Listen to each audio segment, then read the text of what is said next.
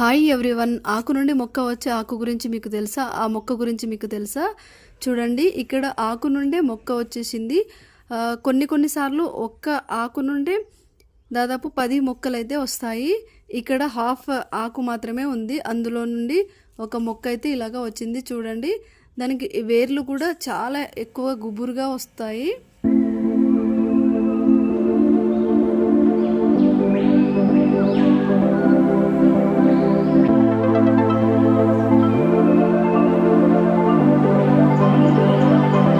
ఇక్కడ ఇంకో ఆకు నుండి 2 మొక్కలైతే వచ్చాయి. చూడండి, ఇలా ఆకు మనం మట్టిలో ఇలా పడేస్తే కొన్ని రోజులకి మొక్కలైతే ఇలాగా వచ్చేస్తాయి.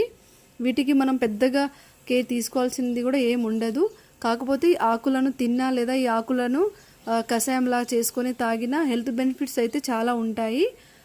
ముఖ్యంగా అయితే కిడ్నీలో స్టోన్స్ ఉండేవాళ్ళు ఈ ఆకును తిన్నా లేదంటే కషాయం చేసుకొని తాగినా హెల్త్ బెనిఫిట్స్ అయితే చాలా ఉంటాయి. ముఖ్యంగా కిడ్నీలో స్టోన్స్ అయితే కరుగుతాయంట.